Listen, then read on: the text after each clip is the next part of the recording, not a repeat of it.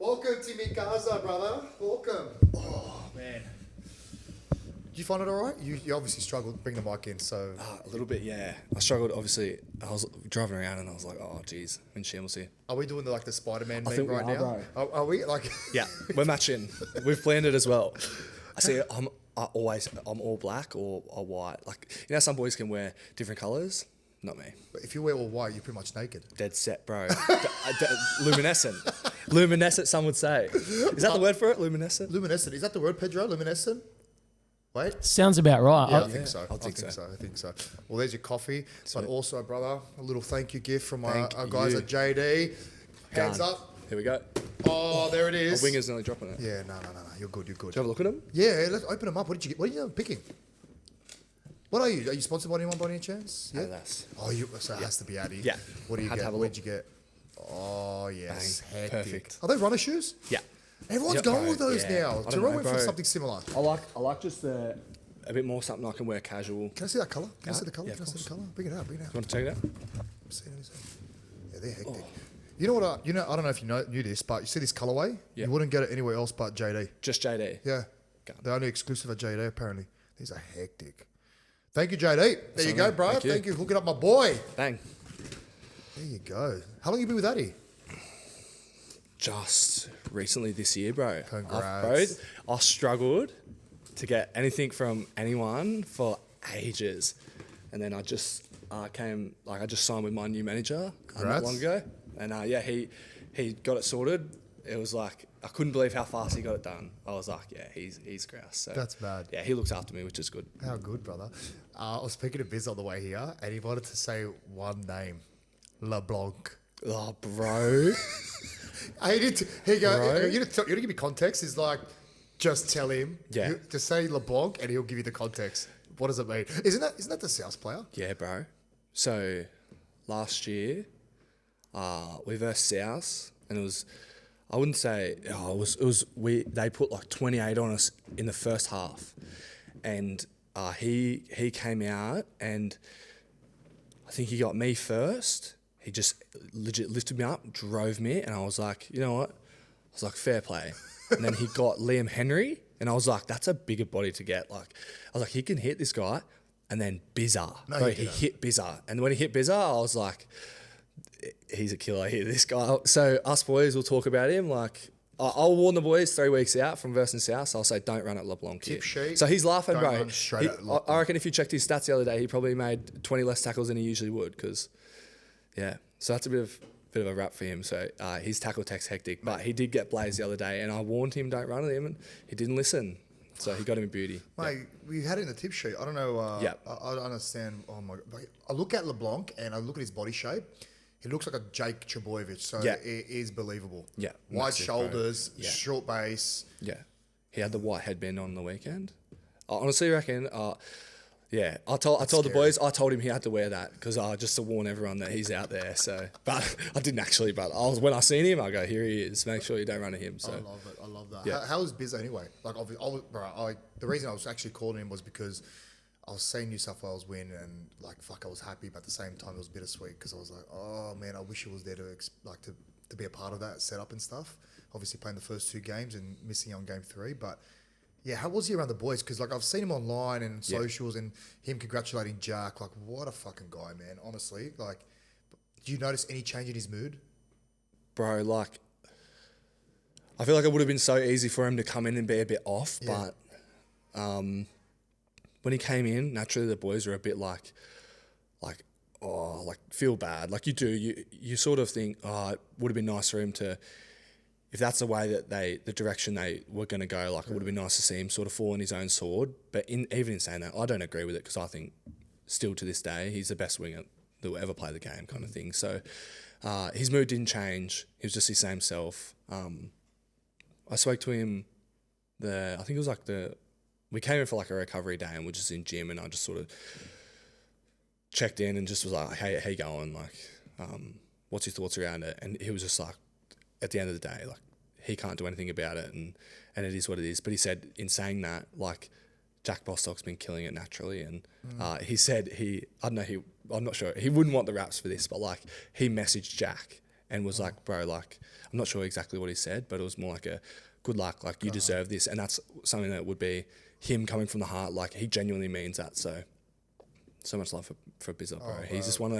those people. Yeah, he's mad. He's one in a million, that bloke. I fucking love him. Do you, like, obviously being a winger on the opposite side, do you reach out to him? Like, do you guys chat amongst yourselves? Like, how do you guys improve in your game? Do you have those kind of chats with him? Yeah, to a degree. Like, because you're both different body shapes. Yeah, I'm more of like a, if I can watch it, can sort of pick up a few things. I know last year, I definitely went to him sort of back end of the season, and I can imagine we'll probably get to it, of just like different techniques and how do you sort of go about this? What do you look for? What do you see?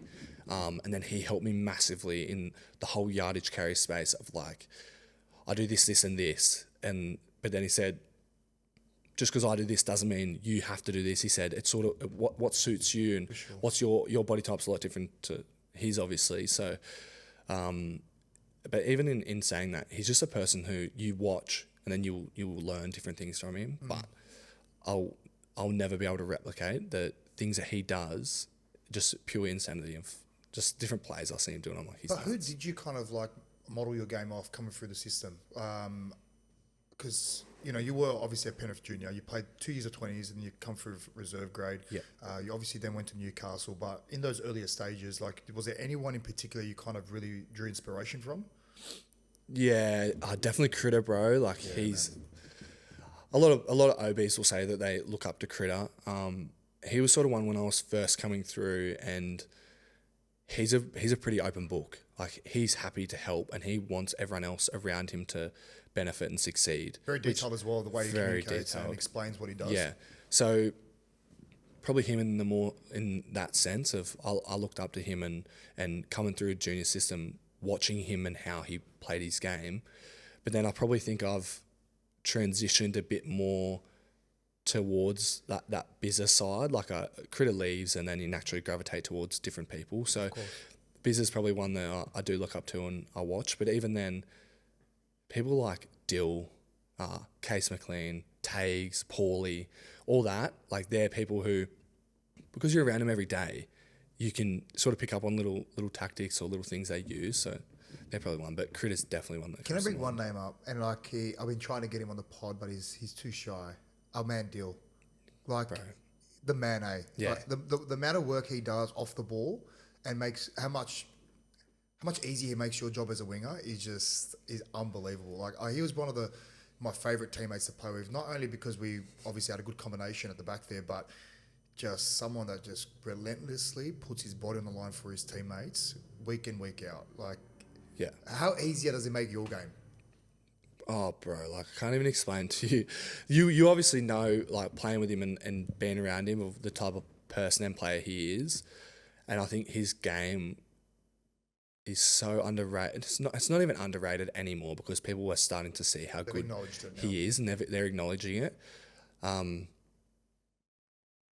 He's just one of those people that when he's playing, you just feel safe. Yes. Like, I'm just like, I know that if something goes wrong, which in games there's always something that's going to go wrong, I couldn't name a person that I'd rather be at the back, because I know he's going to save your ass 99 times out of 10, out of 100. Sorry. So yeah, I've copped a few sprays from him, as you can imagine. So but his sprays are ones where if he's spraying you, they're warranted, and I like that about him. He won't spray you for no reason. I missed that part. I missed that part of his evolution. Like when I was playing with him, he was still very young, and we had a bit of an experience in a young squad at the time, so it was pretty well balanced. But at the same time, the younger guys didn't really spray the older guys too much. Yeah. So I didn't really see that side of him up until now. Like obviously watching the game closely as a fan now. Yeah. And being the hype man sometimes for the Panthers on the sideline. Like you hear the voices on the field a bit more, and like even when you guys huddle up after a try or even a try conceded, like he's one of the main voices in that middle. I was like, fucking hell, like. Because look, Dill's not the loudest guy. Let's be real. But on the field, to see that now from him, it's just like, I love it. Yeah, I love it. He's mad, bro. I reckon he does obviously you got Yowie and Nath. Yeah. But Dill, when he speaks, everyone listens. Yeah, He's speaking something because it needs to be either be fixed or like keep chipping away at this. Yeah, So I yeah, love it's good. it. Why Milky? Why they call you Milky? Bro. The Obviously milk, it's is it skin, milk, the milkman, Yeah. Milky? Is it? I'm just going to state Yeah. the obvious here. Yeah, straight skin. Okay. That's what it is, bro. Yeah. 20s trainer gave it to me, bro, and it at the time I was like, no way, I'm not copping this. And then now I'm just like, you know what? I'll never be able to change this, bro. Like some of my mates are like, would you ever like try mellow or anything? I'm like, no. Like one, I could never. But then two, I'll just look weird. Like, can you imagine if I was as tan as you? I would just look out of place, I reckon. Doesn't make sense. Yeah. Doesn't make sense. It was a Hoppo that gave you that? Lee Hoppo, Hopkins. bro. Oh, Yeah. Mate, he's been there for years, man. Bro, so long. Is there another nickname by any chance you go by? Or not? Nah, So it's only that one. just that one, bro. Oh, I've had a few in my time, but we won't get into all of them. Who's the biggest pest currently in the team? And I've heard that you come across a bit, you know, you're a very respectful guy, but you know, there's four walls. Like you're one of the loudest. That's what Yeah, that's what I've bro. been hearing. Are You you, know a what, bit, are you a bro? bit Larry? Are you a bit Larry? Bro, I can openly say this. I think I've taken over Marto at the moment. Marto's settled down. Marto, he's still a pest. Like, he's so annoying. But he's obviously had baby Joey, so he's sort of matured and settled down. He's older now. He's got a few Bit greys. banged up as well. Yeah, he's a bit banged up. So, if you hadn't asked me this 4 years ago, I'd be the quietest in the room. I don't know what it is, bro. It's like a dead set transformation from leaving Dewey to sort of coming back. And I love it. I don't know, like I sort of feel a bit more comfortable and can come out of my shell. And now I'm probably just a bit Larry and a bit like, I like to go into training and talk a bit of shit and I enjoy think it with that's the great. boys, You which need to. You which need is that. mad. And obviously at Panthers, you can sort of just do what you want and everyone's just like, yeah, sweet. No certain hierarchy, which is nice. Yeah, of course. Yeah. What's Mitch been like at training? Kenny? Bro. If If you ever ask me the funniest person I've ever met, he would definitely be one of them. And the most random. most random, like I never expected the birds. Listen, I love birds too, Right. but I'm not going to go into the Blue Mountains in the absolute wilderness and just with my binoculars, like scoping for birds. Like I just could not do that. I don't love them that much. But our man Mitch, he's that guy. Did you see what he done the other day? No, please share.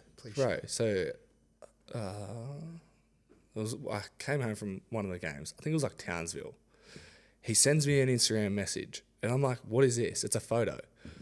He's in like a full medieval costume. Yeah, that's right. I go, why have you got that? He goes, I just bought it. I go, for what? And then he elaborates and he starts telling me how he's gone to this medieval festival, like this winter fest thing, and he's gone with his mates, and that he said one of the best days ever. He said it was so fun. He just went there. Yeah, just as like something to do. Did you see my comment? No, I didn't see it. I put a photo of, do you know Tyrion Lannister from Yeah, Game of Thrones? bro. And honestly, if you ask him to do an impersonation, this type of person he is, he'd do a perfect impersonation of Tyrion Lannister. Really? Like, bro, I've never seen someone be able to impersonate anything you ask for, he can do it. Yeah, he's got some of the best impersonations I've ever seen. One of the greats. Yeah, he's one of the greats. He's a funny man, yeah. Let's talk about you now. Talk to me. Bro, you just extended with the club for 3 years. How good? Yeah, so good, bro. Like, probably coming back was one of the things that was so unexpected. When I left, I was like, genuinely was there, going to Newey, going like, I'm going to go here, kill it, and I'm going to extend, and I'm going to stay here. And then it just doesn't work out, and then the thought of coming back, it just appealed to me so much in the sense of when it sort of was a bit of a light at the end of the tunnel, I was like, this could actually work. Little coffee with Ivan stuff, and then it ends up turning into this, and I've just extended a couple of weeks ago. I look at it now and I just think I'm so lucky that I sort of just took the chance, and I wanted to show so much loyalty to Penrith and extend and stay, and I love the idea of staying. Like, don't get me wrong, there was a few weeks there where I was probably like, oh, this is getting hairy. Like, I'm not sure if this is going to get done. But once I got it done, I was like, such a relief, just weight off the shoulders. I was just like, now I can just just focus solely on footy, which I think a couple of weeks there it was probably playing in the back of my mind, and I wouldn't say it would affect me in training or footy, but it is subconscious during the in the back of your week, mind. subconsciously, I would find myself thinking about it. Just weighs you down a little bit.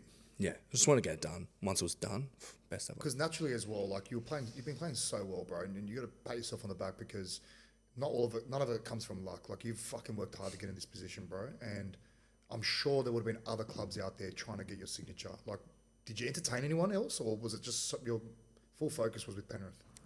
Yeah, I definitely entertained it. I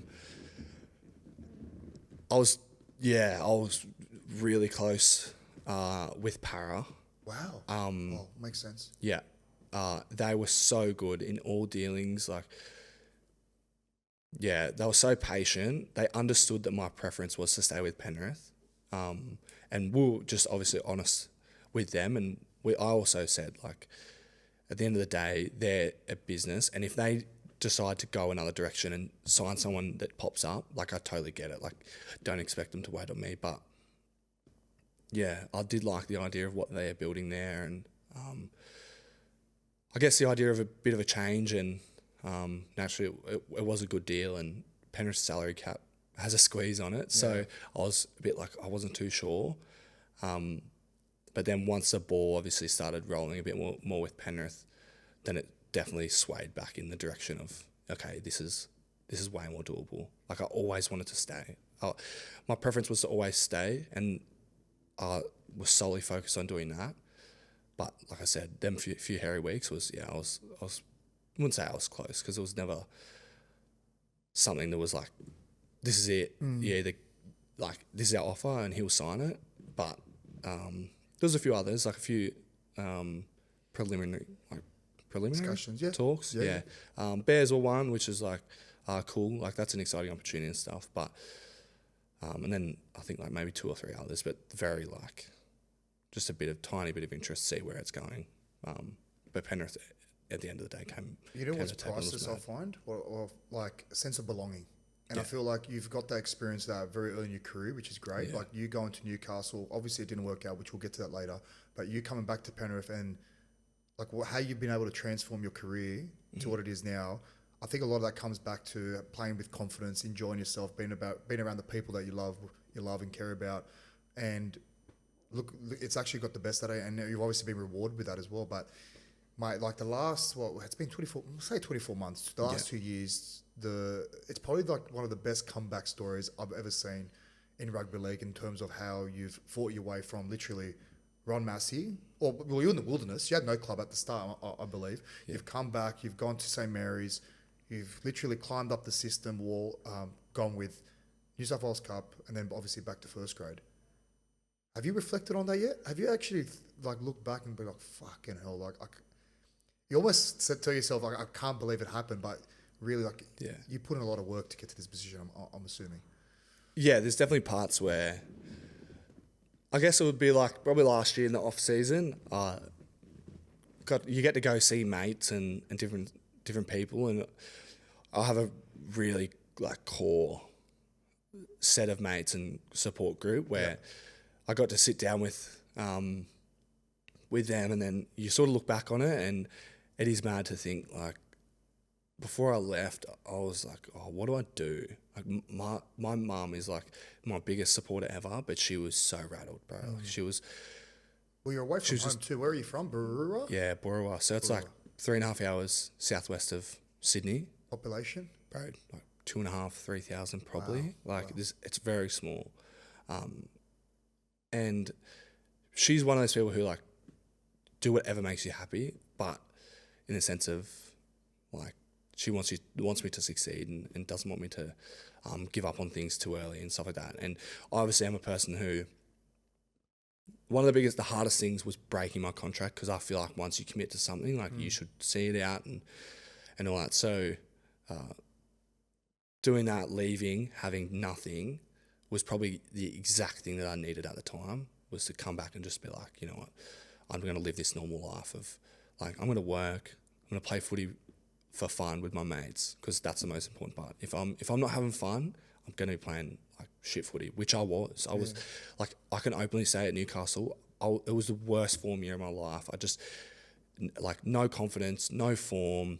Like I was just doing it for the sake of doing it, and I think that was probably like a bit of a regret. I was like, oh, if I had have turned my perspective on it, had it have been different. But then, in saying that, if I had have done that, I may not be where I am right now. So it sort of works out for a reason. Can you pinpoint what affected your form up in Newcastle? Like, because I know you went up there. I think Dominic Young left to the Roosters. You've come in. There's a vacant wing spot, and you probably would have liked the chances, right, to kind of nab that spot on the wing.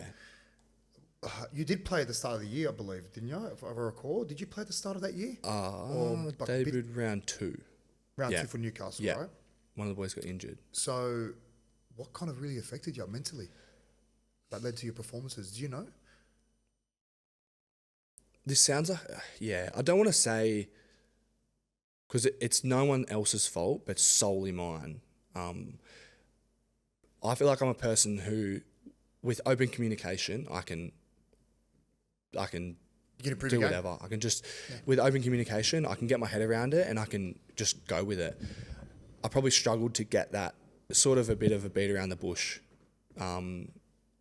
there of like, but I don't think it was a intentional way of how it happened. It was more like potentially the coach didn't want my confidence to be knocked because I wasn't being picked. But instead, to me, it was like, I just didn't know the answers to certain things. And I think that's probably where it started to eventually take a toll. And I was wondering, like, why am I not getting picked? Why? Or, like, what do I need to do? And then there wasn't conversations being had of, like, why you're dropped or why you're this, why you're that. So I think it was a sense of both parties just not communicating. And it didn't suit my mental side of things, which I obviously have improved now, which I probably needed to understand that that's just a part of footy. Sometimes you don't get that communication, which is just a part of life. Listen, I resonate with that because you're lucky you experienced that early in your career, right? And now you can kind of adjust and understand what you need to do if you don't get that kind of treatment. I experienced that the back end where I was at South and I wasn't getting that direct feedback and communication on how to improve my game or how to even get back into the team, right? And if you don't know, if you're not getting that honest feedback, if you don't know what you need to do to get back in the team, then you're actually playing mind games with yourself, and you're like, you feel like you're doing everything you possibly can. If it's extras, you're working hard in the gym, you're playing decent footy in reserve grade, or you're training well in the scrimmages at training. Then like you're thinking to yourself, well, what else do I need to do? And then you start like, I'm not saying you're doing it, but this is just what I was doing. Like you look at the team list and you wait and you're like, fuck, surely I'm a chance here, but your name doesn't get picked, and then that's more added toll. And as the weeks go on and you're not getting picked, your confidence starts getting lower and lower and lower, and then that's when it starts affecting your footy because like you're like, fuck, what can I do to get back into this team? Like it's just 100%, bro. Yeah, it was that. And it's a combination. You don't want boys to get injured. Like No. But as in, say like someone would get an injury and you'll be like, oh, like this is a chance. I could be the next man in here, and then you just didn't hear things, and then naturally the leaders or something will hear things, or they're probably involved in certain conversations. Yeah. And then it starts to spread around, and you're like, oh, I think it's like the expectation, and then the come down of it. That's the hardest part, and that's what I think affected your form. Yeah, my form. But in saying that, I wasn't doing the most I could have done. I feel like I wasn't buying into it as much as I definitely could have. As much as I would see myself like training well or doing things the right way, I definitely sort of cruise control, which like annoys me. Like looking back now, but you learn from it, bro. I learned massively. Yeah, because now I look at it and I'm just like, I feel like that whole year was such a like, I needed it so much to be able to develop as a player. Leaving Penrith, I was just a bit comfortable, and like even I reckon Ivan would say this if you said before I left, he would just say like I wasn't going after anything, I was just sort of waiting for my turn. I wasn't forcing my way into like a tough decision for him. Give me an example. Compared to then to now, when you came back to Penrith, give me an example of what you're saying. So before I left, the wingers, Tiny and Bizza, I was next man up. So I was never ever in the mindset of, if I play well enough in cup, I will take someone's spot. Whereas when I came back, I was just like, I just need to play as well as I can in cup. And I wasn't even looking towards NRL, because when I got caught by Ive to say, you're going to play, I was like shocked. I was like, wow, like round 3, Melbourne. In Melbourne. I debuted against Melbourne as well. Yeah. So I was like,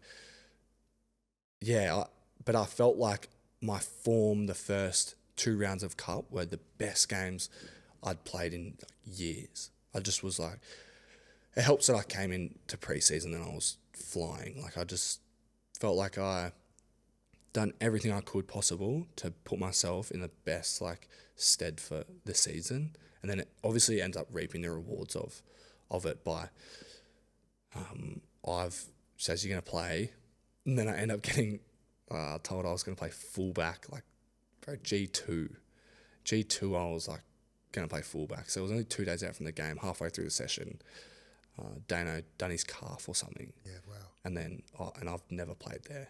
Like I played there in cup a few maybe the week before. Our fullback got HIA'd, played there. If you ask me to do numbers and that, like I can do them. Yeah. Now I feel like because I've got more reps there. You got the rest of the ball now. Yeah. Yeah. But at the time, I was like in shambles, and I was talking to Dill, and I was like, "What do I do?" And even Wal was like, he was heaps good. And I was just like, back yourself. First instinct, just go with it. And if you stuff up, you'll just fix it yourself, kind of thing. So that was mad. And then obviously helps when you've got guns around you. And then Nath gets HIA'd in the first like 10, 20 minutes in the game. And then I remember coming together, and it was me, Blaze, Jack Cole, youngest spine, bro. And we were just like, oh no. And then it ended up, it was all right. Like, we didn't mind it. It was actually a cool experience. Like, sort of could just throw the book at it and see how it went. That's mad. Yeah. What about the conversation you had with him at the end of 23, I believe it was? Was it end of 23 where he sat you down and go, listen, I don't have anything for you? That tough conversation with Ivan? Yeah, before I went to Newey? Yeah. Yeah. Were you expecting it? Yeah. I definitely think so. It sort of was a build up to things. So I was in conversations with Cowboys.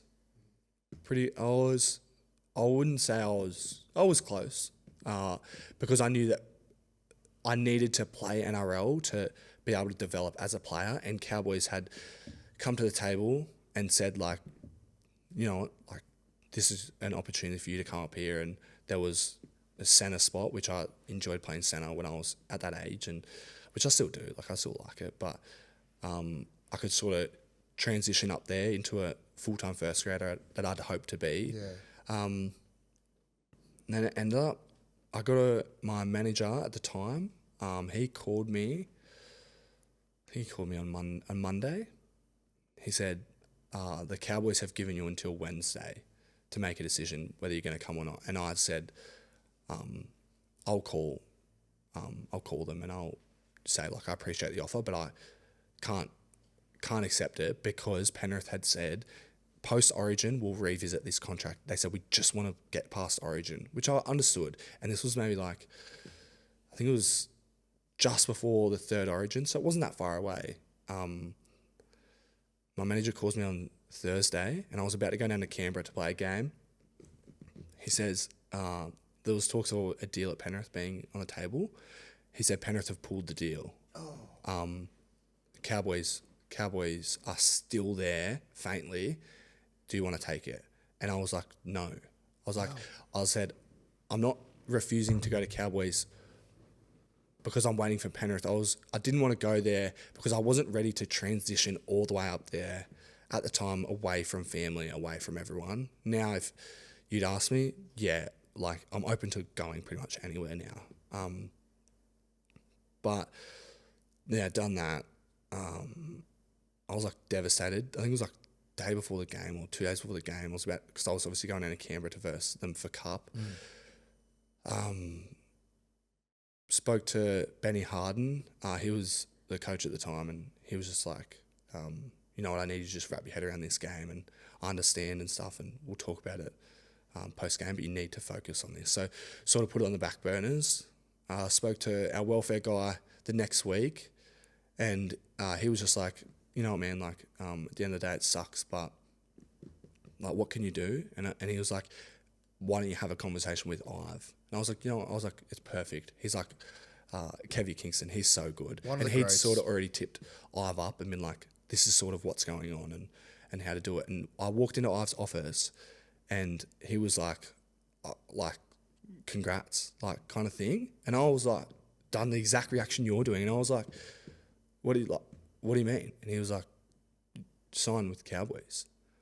Oh. So my manager at the time hardballed Penrith and said, if you don't have an offer by Wednesday, he's going to Cowboys. And Penrith said, we can't stand his way. Like, take the deal. So then I was like, I turned it down on Monday. I was happy to wait. So it sort of, that annoyed me in that sense. I was like, there's no way. Like, he sort of hardballed it, and like, I can get it, because if it come off, Penrith have a deal, and I could have signed it. Business, man. And then I was like, oh man, like, he's like, look, we've got one spot. He's like, I'm not sure if we're going to sign someone, but if we don't, it's yours. If we do, like, I'm really sorry. And then like maybe like 2 weeks later, he pulled me in and he said, I'm really sorry, man. We've just signed someone. And I was like, oh, devastated. But I was like, you know what, I totally get it. Do you know who it was? Paul Alamoti. One of the greatest signings of Penrith, like, things. So that was hard in the sense of I was like, no way. But then I was like, it's Paul Alamoti. Like, he's to be fair as well. Like, at the back end of his Bulldogs career, like, he wasn't playing to his potential. Like, he always had big potential coming through the Bulldog system, but obviously the Bulldogs weren't going crash hot in those few years where he was there, and he was looking for a fresh start himself, and it's had to be at your expense coming to Penrith. Yeah, but at the end of the day, I think I look back and I think it probably was a good thing that Ivan said. He also had the conversation with me and said, if you want to play if you want to develop as a player, you need to play first grade. And he said, your path right now is blocked. Like, you don't have a path here. So I feel like I needed to be pushed out the door, because I would have signed a minimum contract and played Cup for the next 5 years if I had to, because I just loved it there. I was just like, this place is sick. Like, I never wanted to leave. But once I did sign with Knights, I was like, you know what, this is cool. This is exciting. Fresh start. Good plays there as well. Yeah, guns. And they were. It was just. They were just flying. I think they were just starting to go on their streak or something like that. It was pretty close to their streak of and then they ran into finals.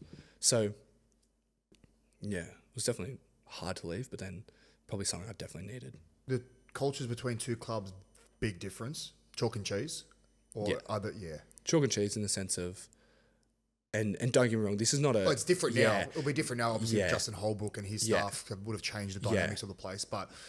Yeah, back when what you experienced from Penrith in 23 to what you experienced in 24, maybe obviously that would have had an effect as well, because there's massively different standards and different culture. Yeah, don't get me wrong, the boys in New is so good. Like, they're such a tight knit group and stuff.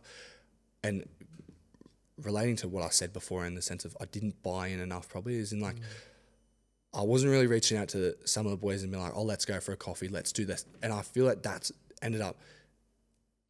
I probably felt a bit isolated there. But I wasn't. I wasn't really making that many mates. I didn't have like, you naturally have a core group of mates when you're somewhere, but you're mates with most of all of the footy boys when you're in a squad. Sure. So, I feel like I struggled in that aspect. But it's fair to say, like, after that tough 12 months, it's actually what you needed in hindsight. You don't want to go through tough times, but to be fair. It's made you who you are. Yeah, easily. By far probably one of the most influential years of the last, like, 5 that I needed to have. Wow. If you ask me like, what year did you need to have? It wouldn't have been last year when I came back and it would be the Knights year where I had so many lessons that I learned, and like I didn't really have hardships when I was at Penrith before that. I was pretty lucky in the sense that I came down in 20s. I started training with Cup pretty early. I think COVID and stuff happened, but I'd always sort of been pretty lucky in the sense of had a deal, I was playing Cup and I was always like in and amongst it. So I probably needed like a bit of adversity. I didn't have that at Penrith. I didn't have adversity, and it's because I wasn't striving to be that NRL player. I was happy to play when I was needed. I was content with it when I shouldn't have been. I should have been like, I want to be bashing the door down here and playing NRL every week. It's just such a ballsy move that you did, because I can't imagine the pressure you would have been under. Like, obviously your time with Newcastle, you're in your first deal, you decide, you know what, this is not for me. I want to leave. I want to get out. I don't even know if I'm going to ask you actually, did you have the backup plan? Like, did you have anything planned for when you said to Newcastle, I love an early release. Like, it's just not working for me here? Because I'm guessing that you pretty much, like, you were on the precipice of being an NRL player, and then you've literally just told the club that signed you for 2 years, I'm done. Like, not knowing what could come next. Like, how did you come to that conclusion? Like, how did you pull the trigger on that decision? Yeah. Oh, to be fair, like, it took so many different things to align, and I definitely got my ducks in a row before I pulled the trigger, in the sense of I needed to know that I was gonna be able to live still. Yeah. So I'm lucky. I have an apartment in Penrith, which I sorted that that aspect of, if I was to move, like, I can go back into that. I needed a job. One of my mates, disability company, he was like, you've got a job here as long as you need whatever. But he said, on the condition, like, you still sort of try, like, you sort of take an opportunity if it comes. And he pushed you. Yeah, he just said, like, he's like, I'll back you no matter what, and all that. He said, if you want a job, he said, but like, I think he said something along the lines of, you're too good to just not do anything. He's like, you need to sort of see it out and try. My partner at the time, she told me 3 months prior, she said, I've got a job offer in Newcastle, just to change. Like, she was same job, but just in Newcastle. She said, like, we're staying. I was like, of course we're staying. I'm signed for 2 years. 3 months later, I dropped this bomb on her that you dropped a nuke. I'm just saying, like, I want to release. And she's going rattled as. Anyways, that got sorted. So that was important as well. Are you together still? Or? No, we're not together. Was that the catalyst? No. We stayed together until, probably 9 months ago. So, that got sorted. What else did I need to do? Job, house. Told my friends and family. They were like against it straight away. When I mentioned it, I was like, I'm going to do this. No way. Like, mum and my sister are two biggest supporters, but they were like, no way. Like, this is just silly. Don't do this. Like, I think they were more just saying, like, don't give up this opportunity, because they were like, once you leave the NRL system, you're done. I'm saying the same thing. Like, that's what I'm saying. Like, the balls you had to pull that trigger. Oh, fuck. And then, so got all that aligned, called, I think I'd known that Newcastle would have given me a release. I think I'd spoken to my manager and something like that, and he was like, they will be happy to release you if they do. It was more just, if we asked, they would be like, yeah, sweet. Which I got, like, I understood it. They were happy to move me on. Like, I was on minimum wage there. Like, it didn't affect them one bit. So, done that. Then I rang Ads from St Mary's, best ever. Ads who? Ads Zabelli. He's like the GM. Yeah. He's so good. He basically was like, mate, we'd love to have you. And then I asked my manager, what do you think I'll get at Run Massey? And he said 300-400 max. Okay. And I was like, 300-400 a game. 300-400 a game. Yeah. which is still good. Don't get me wrong. Like But from from minimum it, to that. yeah. And that's probably I was like, I was like, this could be a bit harder than I thought. Like just the transition of being able to, like, how am I going to afford Groceries. lifestyle and You're at everything? $400 on groceries these days, last year of the week. Yeah, exactly. And then I obviously had my mortgage and stuff like that. So I was like, how am I going to do it? And then I spoke to the St. Mary's ads, and my manager it was way off. It was hectic. Oh, I thank was just God. like, bro. And I was just like, oh my God. Like, Did you organise to do it yourself? yeah, done it all myself. And I was just, Come on, man. bro, called him. Ads was so easy to deal with as well. He was just like, I said, look, To make it work, I need this. to make it work, this is what I need. And he goes, you know what, we can do this. Done. I was like, sweet. It was honestly The art of negotiation, that was hard. It was a couple of like back and forth, and then it was done. And I was like, this is easy as like, and I knew that St. Mary's were hectic. So many of my mates played there, and I was like, this is gonna be sick. I'm gonna play footy, get paid gun to do it, and then I'm gonna have a job. I'm gonna be able to work 5 days a week, cruising, like something that it obviously gives back, and something that I needed to sort of get me grounded and be able to enjoy life. Great club, St. Mary's too. Bro, so good. Like, and then went back, and once I went back, I was like, this is gone, and then it sort of just flowed on from there, and done one session with St. Mary's, and then Benny Harden calls, says, come do Arvo Cup. And even at this time, when he called, I was just like, I just spoke to my mates, and I was like, it's only going to help me for Saints. Like, if I go train with Cup, there's a high quality there. Of course. You're close to It's the the NRL. same system, close to NRL, you know, like, done that, done the whole preseason with Cup, came to Christmas, and I was like, I'm going back to Saints. And then no conversation. And then I was like to Benny, I was like, what am I doing? Like, I messaged him and I was like, what am I doing? This was in Jan, and he goes, you got trained on this day, like, come back. I was like, oh, sweet. Like, so I was like, whatever, done. Went back and then trained with Cup. Were you getting paid to train with Cup by any chance? Nah. So you're just going on your own? Straight, yeah. Which like, it was sick though. Like, it was trenches preseason. But like, Penrith preseason, I've been saying that, the Arvo, like, it's that little bit cooler, so it wasn't too bad. And the group that we had was sick. Like, there was sort of just boys that were working and they were just getting after it. And I actually find part-time is so much harder than full-time training, because you work all day. Of course. And I wasn't even working a job where it was taxing on my body realistically. It just puts a drag throughout the day, man. Massive day. Yeah, and then I had Vegas. So I booked Vegas to go as a fan to watch Penrith. Yeah. I'd got my release from Knights. I booked it not long after with my mates. 2 weeks out from leaving for Vegas, it was round one.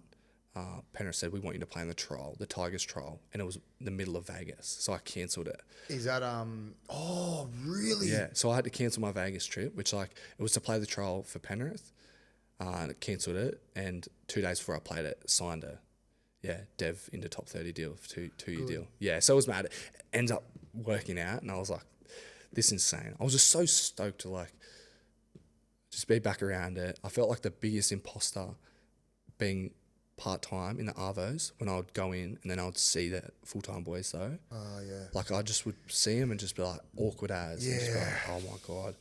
But they would never look at me and be like, what the hell? They were just like, oh, mad, like normal, just normal. So yeah, that's pretty much the journey of it. And then, end up playing a few games of Cup, and then goes into NRL. Yeah. We got to talk about that. Like, they just fast track. I know you're talking a lot, but I need to hear this. Like, this is incredible. Like, how you've gone to play Cup now. So have you transitioned from St. Mary's to New South Wales Cup full time as a development player? Is that right? Yeah. So called ads, and I was like, Penrith have offered me this deal, and I think he sort of was like, I know. Like, I'm not sure if he knew, but I think he had an inkling that like they're gonna want him. Like, they're gonna want to keep him and get him to play Cup. And I was like, my intention was never to use them as a stepping stone, because I genuinely wanted to play for them. And part of me was just like, bro, it would be sick to just play Saints and play with the boys, and they're a gun team, so they end up winning the comp and stuff. So Anthony Layun, does he play? Did he play Anthony Layun? Yeah, he did. Yeah, I love Layun.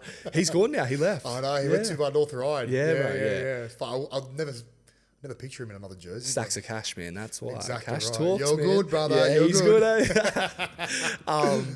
That's what I mean. Like, I done that. Spoke to Ads, and he was like, "Mate, like, he's like, take the deal. Don't be silly. Like, don't ever feel like that." He's like, "That's what we want. We want you to move up and do things." So,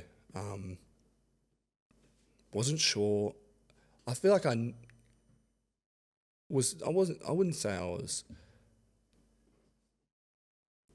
I just wanted to play cup, and I wasn't 100% sure. I definitely had there was a high possibility that I would play, but I wasn't sure if I was actually going to play cup once I signed this deal. Because like the boys, there was some gun outside backs at Penrith at the time, and they'd been there for the whole year and done the whole preseason. So I thought I might just be down the pecking order.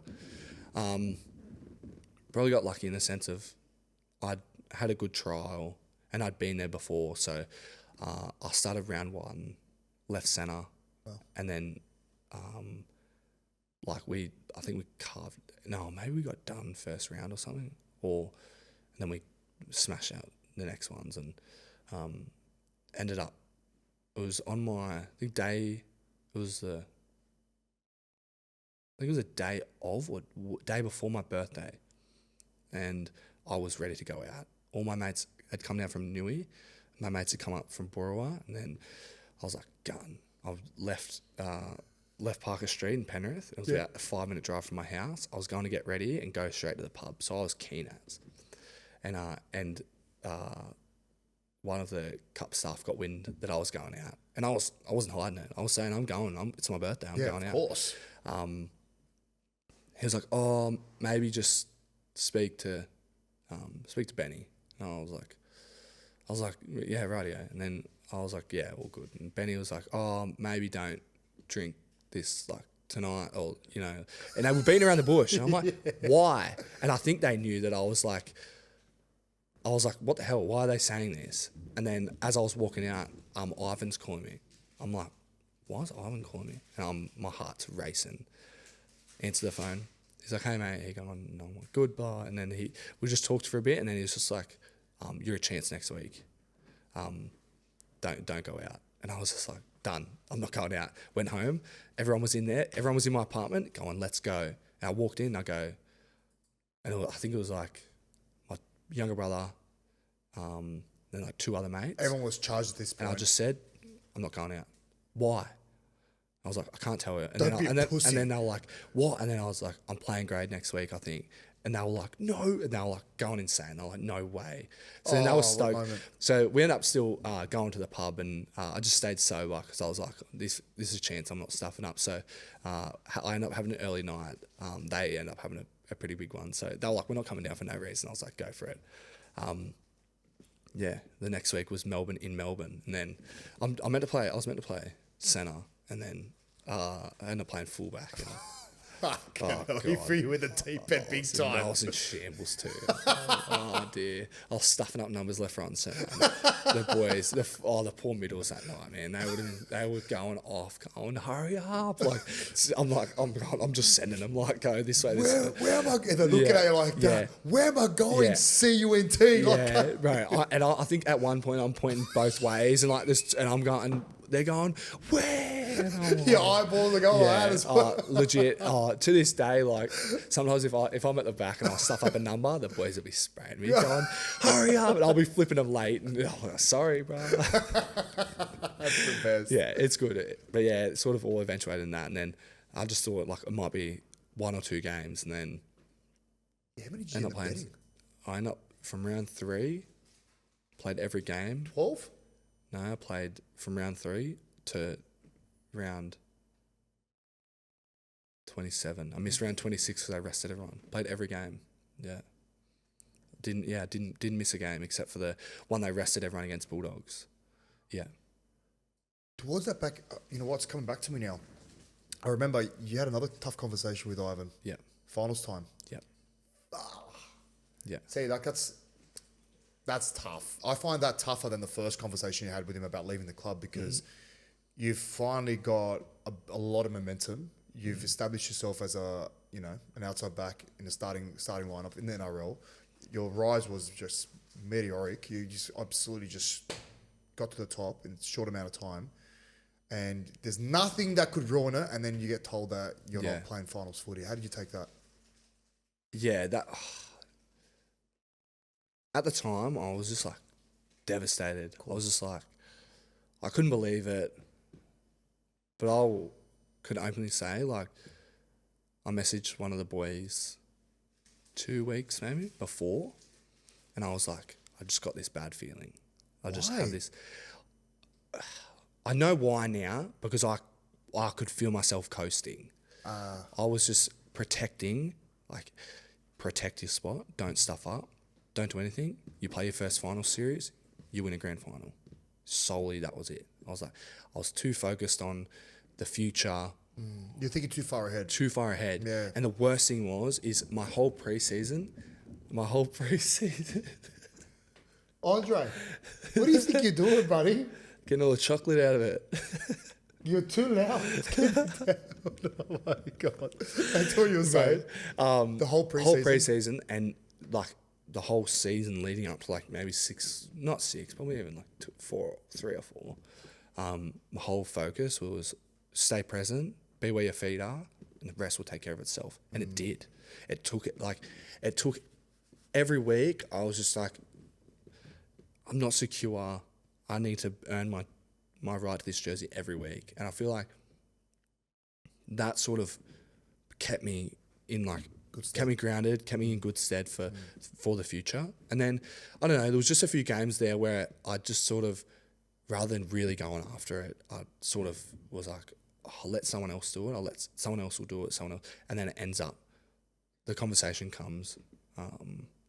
And this isn't saying that Ivan knew that it was coming over those weeks, because like he could be like, look, I just had noticed this, and he just wanted to go this way. It might have been a sense of what he thought was best, which it ended up being that. Do you remember can you share what the feedback was? Like, or was it a private conversation? You can't share it? No. He messages me, had massage recovery day, messaged me and just goes, hey Milk, can you come see me before massage today? I knew that then and there. I knew then and there. I go, this is not good. And then walked in, and his office, he was in the coach's office, and he came in and he's hey mate, and then he just said it direct. He just said, I'm going to go with Paulie and Bizza. And then there was a bit of a pause, and then I was just like, no, I totally get it. Like, fair enough. And then I was like, you need to do what's best for the team, and that's what you think is best. And then he was so good in the sense of, he was just like, he didn't bullshit me. He didn't be like, this. Or he was just like, I need you to stay ready, be ready, because you just never know. He's like, because if something happens, you're in. Like, he's like, and I have full confidence in you. He's like, this is just the direction I'm going.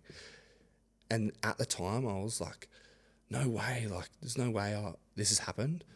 But then, upon reflection of that, he made the right choice, because he needed someone who was like in form, killing it. Like, he needed to go with his best team possible, and Brandy was that person. Like, Brandy? You seen what Paul Alamoti. Why they call him Brandy? That's his nickname, man. Is it really? Yeah, Brandy, bro. He got as a baby or something like that. Yeah. When I think of Brandy, I think of Greg Alexander. Yeah. I was like, was there a link between them two? I was like, no. Fuck. No. Thanks for clearing that up. I'm not sure what it's from. The boys know. I wasn't there when he told it, but yeah, and in saying that, you look at how he was playing in those last couple of rounds where he did play great, and he was flying. Like, he was a gun. One of our best on the field both weeks. So I totally understood it upon reflection. I was like, he has made the right call. And I can say he definitely deserved to be there over me, because he was in form, and he played he played his way into the jersey. I would say, which I got some good advice from Wal, which he's good. He said, did you make yourself impossible to not to be picked?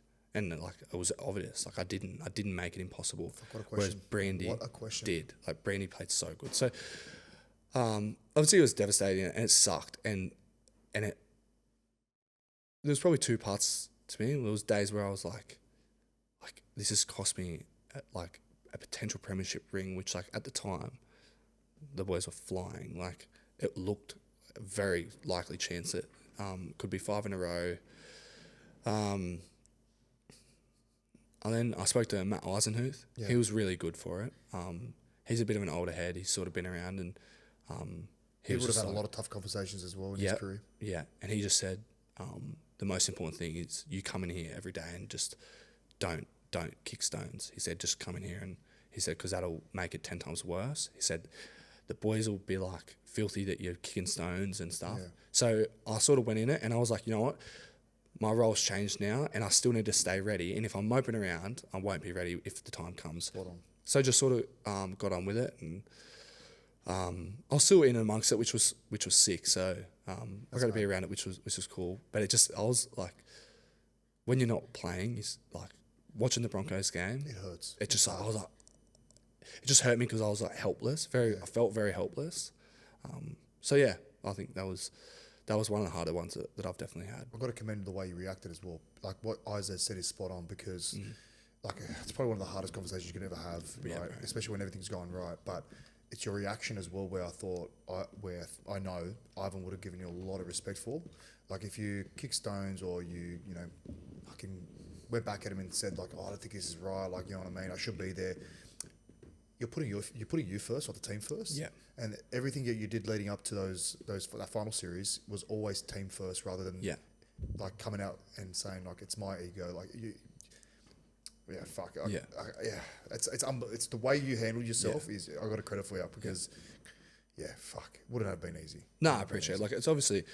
And don't get me wrong, I can't sit here and be like, there wasn't times where I was you're like, human, man. I was like, what the hell? Like, it was at home. I would just sort of sit in my thoughts and just be like, how has this happened?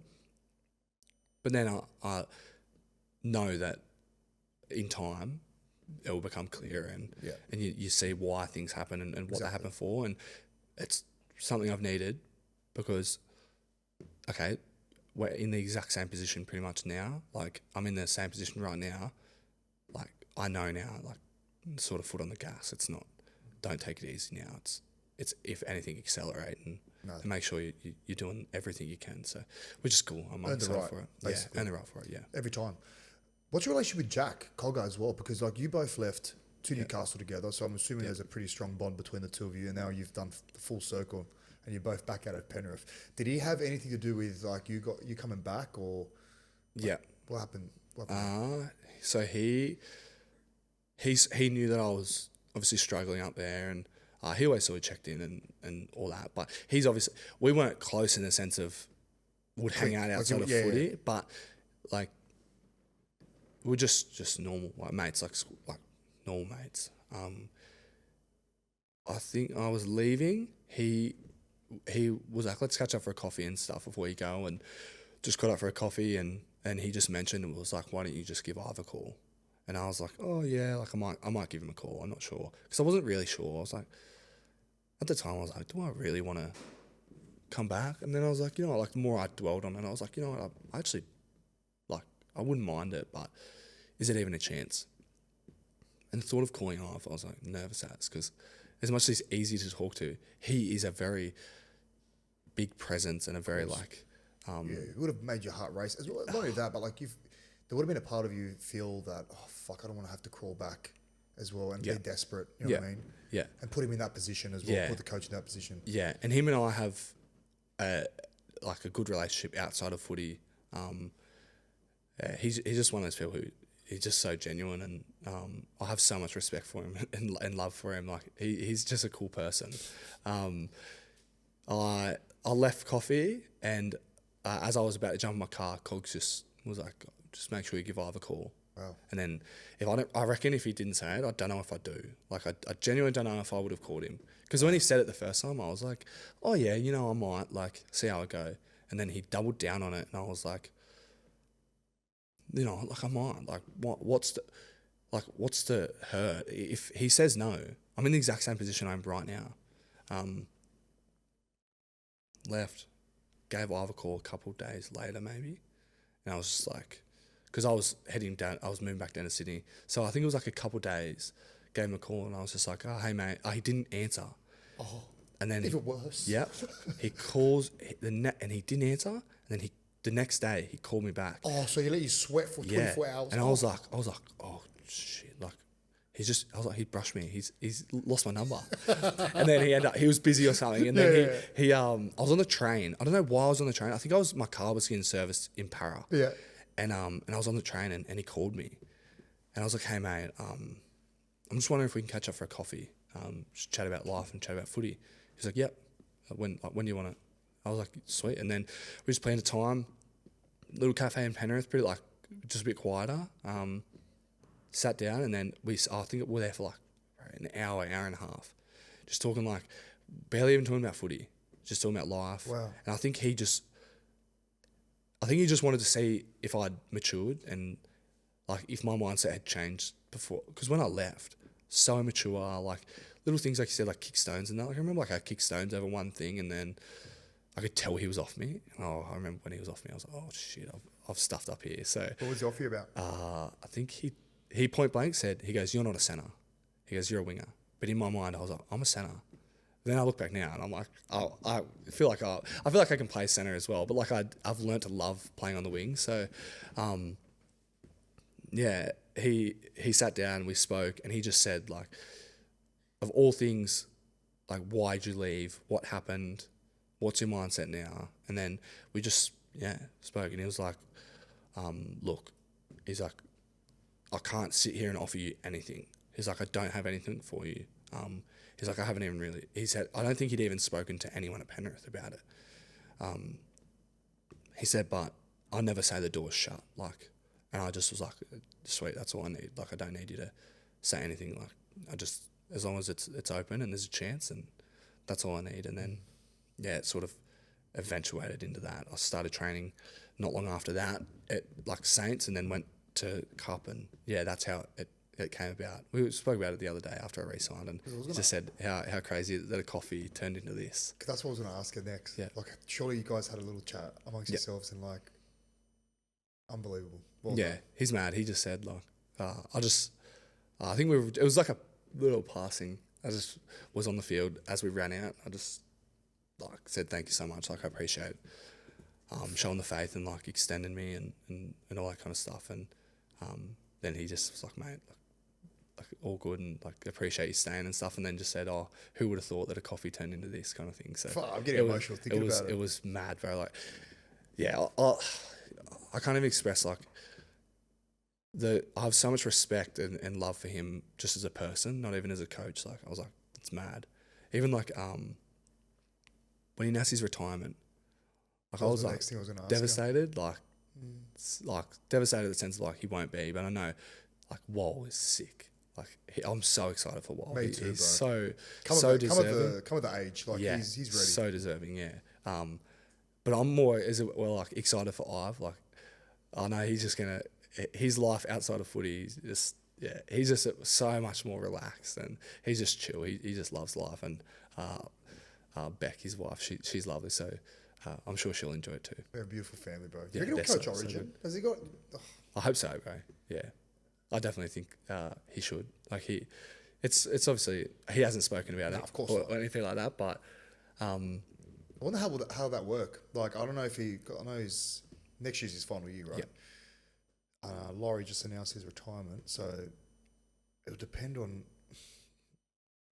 Listen, I think the writing's on the wall. I think he will coach Origin, but I just don't know how it'll work. Can you still coach club and representative footy in terms of Origin at the same time? I'm not 100% sure on that. So if that's the case, they might have to bring, like, I guess, a caretaker for 1 year. But who would want to do that for 1 year? Yeah, exactly. I'm not too sure. I think it's definitely if he decides that's what he wants to do. I think it's a matter of not a matter of if, it's a matter of when kind of thing. Yeah. And I think like he's perfect. Like I don't know, he's just got a bit of like an aura about him. He does. He's so relaxed, but like when he says something and he means it, like Have you heard him snap it yet? You know, I've only heard him snap it once in my whole career. So he's coached me for 7 years, pretty sure 7 years. I've only held him spray once. I've only heard, one spray in 7 Really? years, one spray. I don't think I've ever heard him have I think he's definitely had conversations where like speeches after games where he's just like, that's just disappointing. Like you just toss that shit up kind of thing. But he's never like spraying that I've can remember. He's pretty relaxed, man. And I think he understands that. When some people don't react to sprays. Like some people just need like what you've done wrong, but like a little reminder. I was that guy. Yeah. I'll put my hand up. I was that guy. I did not react. I don't react well to sprays. That's what I mean, bro. But some people do, some people don't. It's just, that's why he's so good. He knows his players so well that like this one may not react well to this. Do you react well to sprays, or do you react well to like? Come on, Jack. Yeah, I think it's like a. I know you're better than this. Like, just do this. Come on, let's go, bro. Prime example. Souths on the weekend, like try on half time. The golden rule is don't leak a try on half time. I leak it. It's my fault. Misread. It was shocking, and I was like, oh, so frustrated. And I was in the sheds at halftime, just like rattled as like.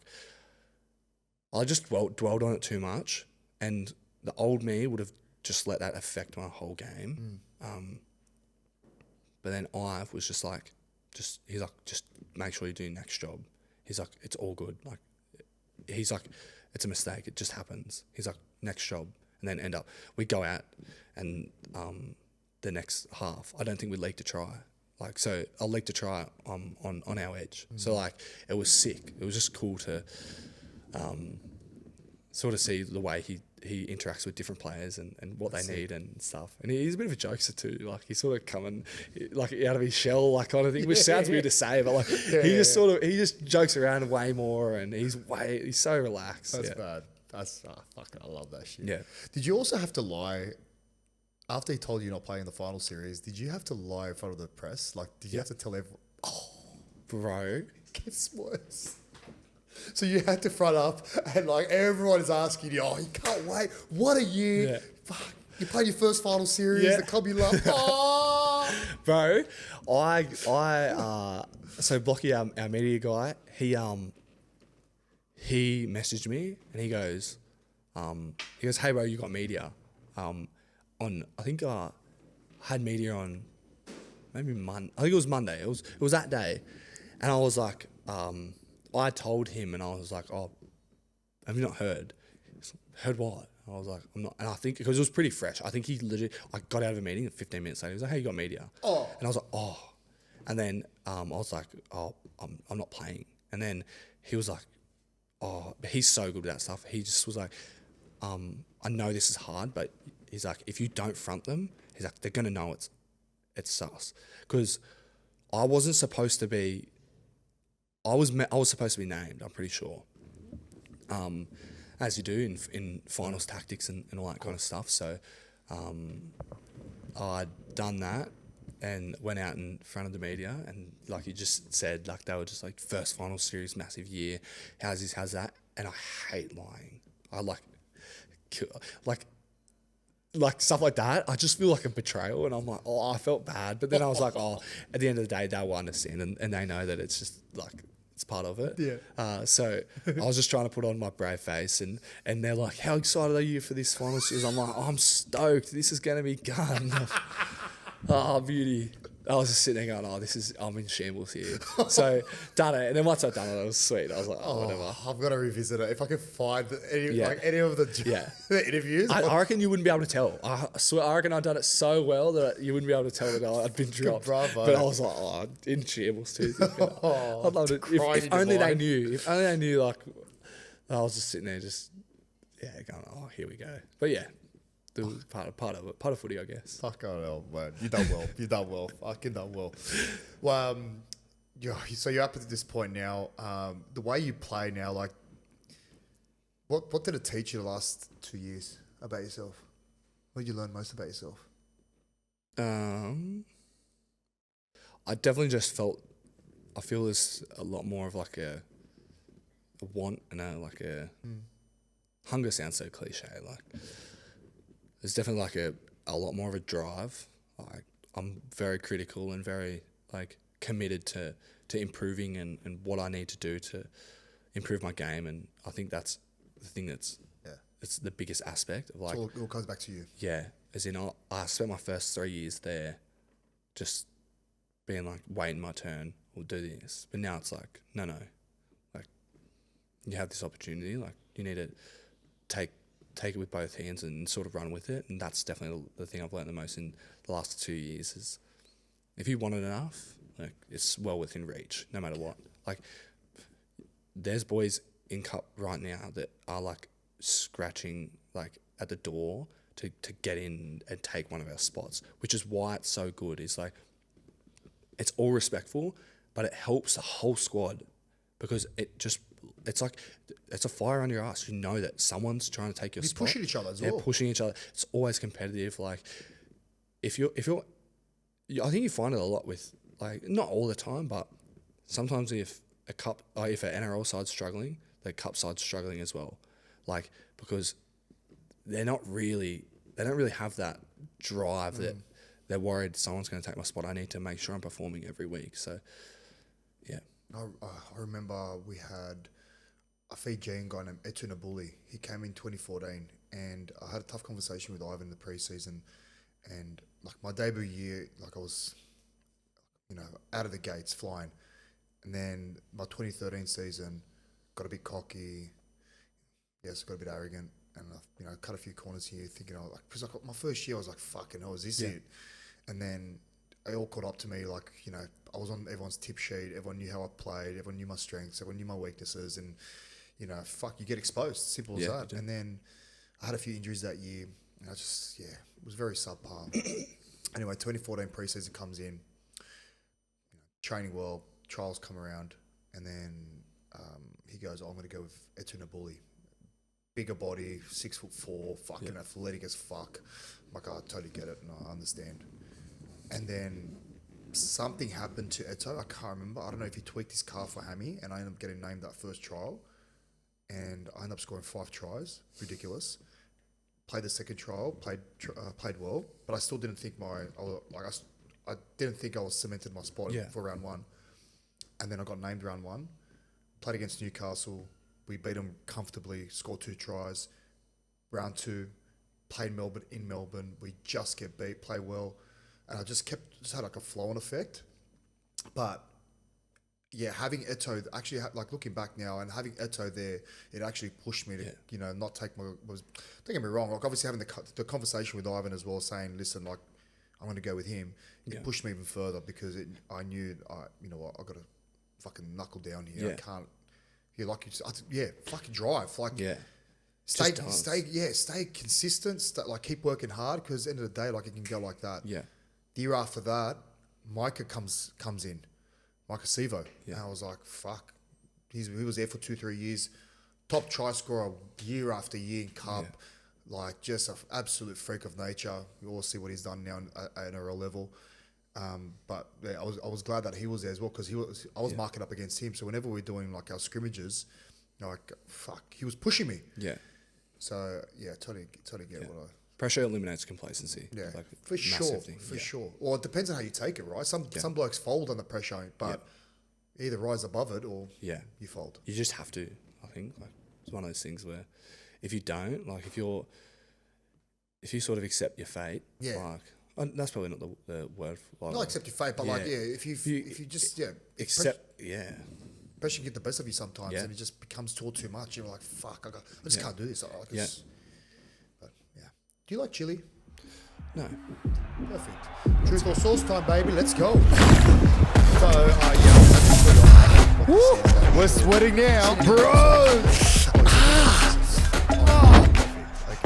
Well, you know what? We might actually change this segment. But you're very lucky. So I'm gonna bring in Spin the Wheel, and on the Spin the Wheel, there's all type of challenges and stuff like that.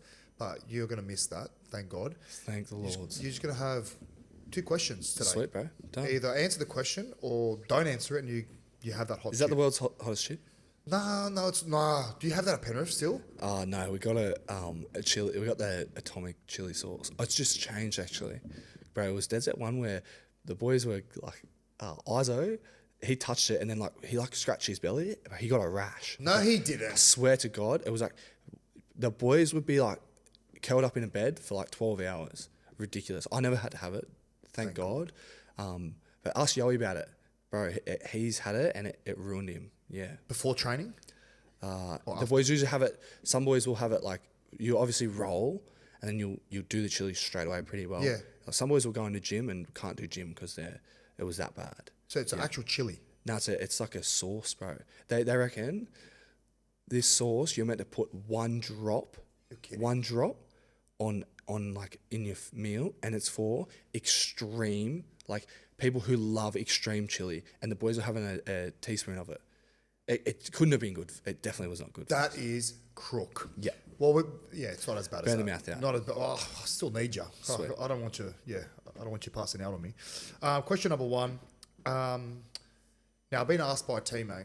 You probably can guess who it is when I finish saying the question. How's your love life going? Oh, this is Mitch Kenny, bro. This is Mitch Kenny, bro. I'm no snitch. I'm no snitch. But how is your love life going? Yeah. Apparently I think it's the commitment that's holding you back. Is that true? Yes. I wouldn't say I have commitment issues. Okay. But I would say I've probably gone from... Are you a bit of a playboy? No, I wouldn't say I'm a playboy. Okay. I like to just...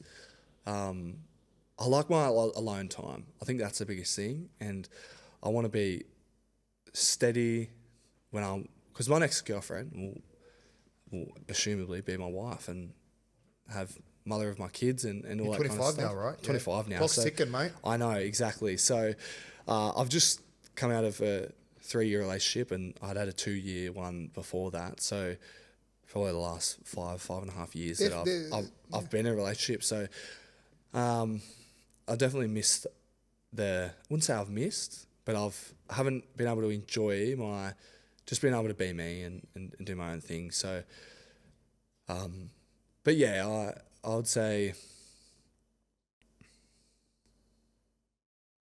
I feel like I know when the time comes, I'll be ready. I just guess it's a gut feel thing. What I'm gauging here is that you were talking to a girl, or maybe many, I don't know, and that final hurdle was just saying, you know what, let's be exclusive, let's be a couple. But you've backed out in that last step. Is that true? I think there's a little sense of hesitation. Okay, fair enough. There's definitely the very, very close. Okay. I'd say, well, I wouldn't say very, very close. Early doors, which I'm not. Conversations had, but probably not. Yeah, let's say just backed out last minute for the whole sense of the gut feel wasn't. Yeah, gut feel wasn't. What's the wording? This wasn't right. It wasn't right. Yeah, not the time right now. I'm not too sure. So yeah. Well, there's your answer, Mitch. I mean, sorry, who? Yeah, bro. I tell you, I knew there would be something coming, and it was obviously coming from him. So if I can picture your type right now, like if I'm just gonna build your perfect soulmate partner, whatever you want to call it, blonde, could be green eyes, athletic build, needs to love her workouts or her morning walks, needs to be a good cook. Am I ticking all the right boxes? I wouldn't. Man. No, I don't discriminate. Oh, okay. You know what? That's a great answer. You know what? I actually, if you were to look at my past girlfriends, you would say definite type. However, I don't know. A little, I guess, is like, I feel like I can appreciate an attractive woman. Okay. But personality is definitely big. Realistically, if I can appreciate an attractive person, but if they have no substance, then Of course. Yeah, that makes sense. like she'll be as hot as you like. But if I can't talk to her about anything and everything, then it won't work. Yeah, that's a great answer. That's a very mature answer. Yeah. Yeah. I don't know if I got the same answer 2 years ago, but very, very, very nice. Have you ever disagreed with a coach's decision?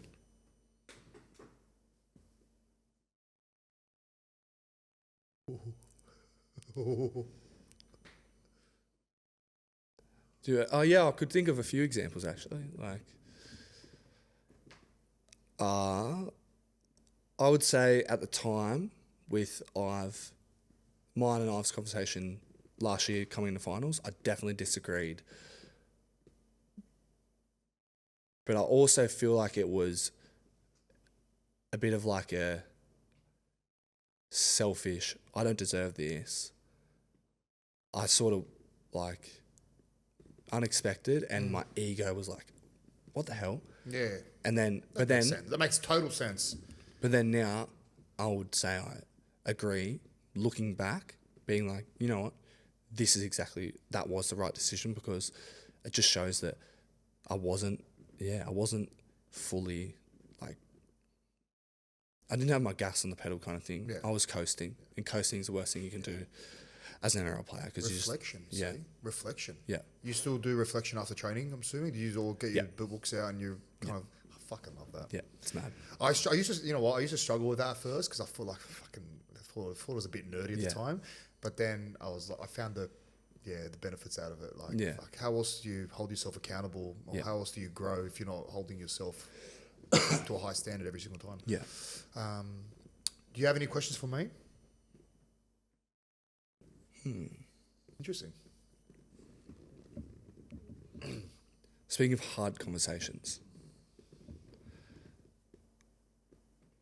leaving Penrith, what was the conversation like? Because I know you definitely, you loved Penrith. What was the conversation had? If you want to elaborate, but if not, no stress. Oh, I'm happy to elaborate. Yeah, no, it's fine. It's fucking, I think, have I said it before? I don't know if I have. So yeah, we just got beat by Melbourne. Been on Mad Monday for 2 days. I don't know. I'm the type of person that I can't have a drink unless it's for good reason and good measure. Like, if we win, totally understandable.